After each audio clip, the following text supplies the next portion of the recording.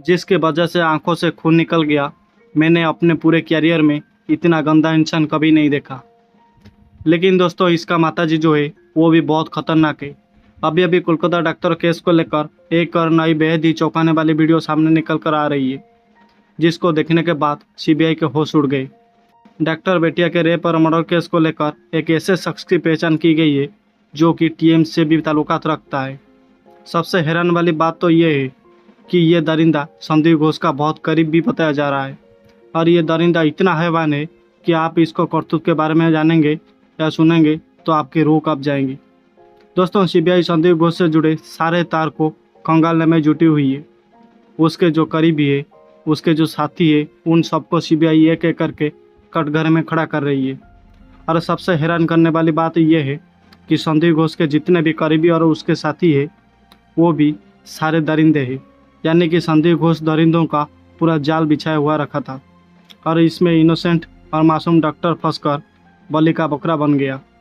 लेकिन अब बहुत हो चुका है। इन लोगों का पाप का घड़ा अभी भर चुका है। डॉक्टर बेटिया के मर्डर के बाद इन लोगों पर काल मंडरा रहा है। दोस्तों, अभी तक सीबीआई डॉक्टर बेटिया के रेप और मर्डर केस को लेकर संदिग्ध 47 लोग, जिसमें गवाह भी शामिल है, उन पर शिकंजा कस चुकी है। 10 लोगों का पॉलीग्राफ टेस्ट भी हो चुकी है। और इसमें सबसे बड़ा जो दरिंदा है यानी संदीप घोष, उसको कई बार टेस्ट हो चुका है। दोस्तों, लगभग 13 बार टेस्ट हो चुका है। और अभी अभी इस नए दरिंदे के आ जाने से इस केस में बड़ा घासमान शुरू हो गया है। दोस्तों, सीबीआई फुल कॉन्फिडेंस में आ गई है। सीबीआई ऐसे ऐसे जाल बिछा रही है कि खुद ब खुद डॉक्टर बेटिया के जो कातिल है वो दरिंदे फंसते जा रही हैं। दोस्तों, मीडिया रिपोर्ट से एक और सनसनी खुलासा हुआ है कि संदीप घोष जो है आरजीकर मेडिकल कॉलेज में जो ट्रेनी डॉक्टर होती थी उन्हें ब्लैकमेल भी करता था। दोस्तों, 15 जून में डॉक्टर का एक गैंग बनाया था जो वसूली करता था। इस गैंग के सदस्य गेस्ट हाउस में लड़कियां लाते थे। बाहर से भी कुछ लोग आते थे। उनके लिए रंगीन महफिल सजाती थी और यहाँ पर उनको शराब परोसी जाती थी। यही गैंग विद्यार्थियों को पास फेल करता था और फिर उनसे पैसा वसूलता था। दोस्तों, विद्यार्थियों को गलत काम करने के लिए मजबूर करता था। सूत्रों के हवाले से ये भी पता चलता है कि संदीप घोष के पास भ्रष्टाचार का बहुत सारे धन है। ऐसा भी हो सकता है उनके साथ कुछ लोग हो जो मिल बांट कर खाते हो, उसके आवाज़ में इनको बचाते हो। और तो और, अगर कोई भी ट्रेनी डॉक्टर इसके खिलाफ आवाज़ उठाने की कोशिश करता है तो वो उसे दबाने की हर संभव प्रयास करता रहता है। और ये सब संदीप घोष के साथ ही कार्यरत उसी डिपार्टमेंट के एक अधिकारी ने बड़ा खुलासा किया है। दोस्तों, इससे यही साबित होता है कि इस केस का जाल बहुत लंबा बिछा हुआ है और इसमें बड़े से बड़े लोग इन्वॉल्व हो सकते हैं। सबसे बड़ी बात यह है कि सीबीआई अपने फाइनल डिसीजन पर बहुत जल्द पहुंचने वाली है और कोर्ट में चार्जशीट बहुत जल्द पेश करने वाली है। उसके बाद इन दरिंदों के करतूत का जो पूरा काला चिट्ठा है वो जज के सामने पहुंचेगा। और उसके बाद उनकी जो इतनी घिनौनी दरिंदगी है, अगर फांसी की भी सज़ा दी जाए तब भी कम है। दोस्तों, इनको फांसी तो होना निश्चित है और इसी बात का नकारा नहीं जा सकता। ये छिपे हुए दरिंदे सिर्फ यही सोच रहे थे कि संजय राव को इस केस को मैन विक्टिम्स बनाकर हम बच जाएंगे। जहां डॉक्टर बेटिया का कत्ल हुआ यानी सीन ऑफ क्राइम, जिस जगह में तहस नहस करके सबूत को मिटाकर ये दरिंदे सोच रहे थे कि हम बच जाएंगे, हम तक सीबीआई नहीं पहुंच पाएगी।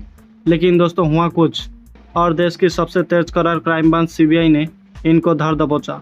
दोस्तों, सबसे हैरान करने वाली बात यह है कि ये आम जनता किस पर भरोसा करे। जिन लोगों को आम जनता की रक्षा के लिए नियुक्त किया जाता है वही अगर करप्ट हो जाए तो आम जनता बेचारी क्या करे। दोस्तों, हम बात कर रहे हैं पुलिस की। दोस्तों, इस केस में जुड़े कई ऐसे खुलासे हुए हैं जिसमें पुलिस के भी इस केस में ताल्लुकात देखने को मिल रही है। पुलिस हर प्रयास में जुटी हुई है कि इस केस को दबा दिया जाए। इस केस को पूरी तरह से कवर अप करने में कोई कसर नहीं छोड़ी है। सूत्रों के हवाले ये भी बताया गया है दोस्तों कि डॉक्टर संदीप घोष को डॉक्टर बेटिया के कत्ल की खबर मिलने के कई घंटे बाद उस घटनास्थल पर पहुंचा था, जबकि पुलिस पहले पहुंच गई है। दोस्तों, सबसे हैरान करने वाली बात तो तब पता चलती है जब यह पता चला कि उस क्राइम ऑफ सीन का फिंगरप्रिंट एविडेंस लेने के लिए एक ऐसे ट्रेनी डॉक्टर को नियुक्त किया गया था और बताया जा रहा था कि वो फिंगरप्रिंट एक्सपर्ट है। इससे यही साबित होता है कि शुरुआत से ही डॉक्टर बेटिया के रेप और कत्ल से जुड़े जो भी अहम सबूत थे उनको मिटाने की हर संभव प्रयास किया गया था। अगर ये सबूत नहीं मिटाए गए होते तो सीबीआई को इतना लंबा समय ना लगता। इस केस को लेकर इन्वेस्टिगेशन करने में दोस्तों जो भी नई नई सबूत मिल रही हैं, इससे यही साबित हो रहा है कि पूरा हॉस्पिटल डॉक्टर बेटिया के रेप और कत्ल से जुड़ा हुआ है। ज़रा दोस्तों आप भी सोचिए, डॉक्टर बेटिया का इतना संदिग्ध स्थिति में रेप और कत्ल हो जाता है और डॉक्टर बेटिया के माँ बाप को एक नॉर्मल सुसाइड बताया जाता है। पहले तो उनको कॉल करके ये बताया जाता है कि उनकी बेटिया बीमार है। जब डॉक्टर बेटिया के माँ बाप और आर्गूमेंट करते हैं तो उसके बाद उन्हें बताया जाता है कि आपकी डॉक्टर बेटिया ने सुसाइड कर लिया है। लेकिन डॉक्टर बेटिया के माँ बाप को ये विश्वास नहीं हो रहा था, क्योंकि उनकी डॉक्टर बेटिया कायर नहीं थी, एक साहसी बेटिया थी और मुसीबत में लड़ना वो जानती थी दोस्तों। इसीलिए वो इतना गलत काम कर नहीं सकती। इसीलिए डॉक्टर बेटिया के माँ बाप को यही लगता था कि डॉक्टर बेटिया को जानबूझकर मारा गया है। और तो और दोस्तों, हॉस्पिटल के जो भी और स्टाफ लोग हैं वो भी इतने दरिंदे हैं, या हो सकता है कि संदिग्ध घोष के डर से ऐसा गलत कदम उठा रहे थे। दोस्तों आपको बता दें, डॉक्टर बेटिया के माँ बाप को 3 घंटे तक अस्पताल में वेट करना पड़ा था अपनी बेटिया का चेहरा अंतिम वक्त देखने के लिए। इससे ही लगता है, साफ साफ पता चलता है कि हॉस्पिटल, पुलिस और कई ऐसी बड़ी हस्तियाँ डॉक्टर बेटिया के रेप और कत्ल के पीछे हैं। तभी तो सारी चीज़ों को खुद कंट्रोल में कर रखा है। एक नॉर्मल आदमी का ये काम नहीं हो सकता। दोस्तों अब जान लेते हैं कि नई वीडियो में एक नया दरिंदा जो पकड़ा गया है वो कौन है। दोस्तों डॉक्टर बेटिया के केस में उसके क्या ताल्लुकात है और ये दरिंदा क्या क्या कांड कर चुका है, सारे के सारे सबूतों में आपके सामने रखने वाला हूँ।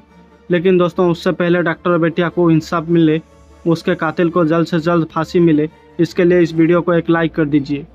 और चैनल में पहली बार आए तो चैनल को सब्सक्राइब करके बेल आइकन को दबा दीजिए। दोस्तों जो नया दरिंदा पकड़ा गया है ये संदिग्ध घोष का बेहद ही करीबी है। इसका नाम है मुस्ताफिजुर रहमान। इस पर रैगिंग का आरोप है। दरअसल ये बाहर से गुंडे दरिंदों को बुलाकर लड़कियों से रैगिंग करवाता है।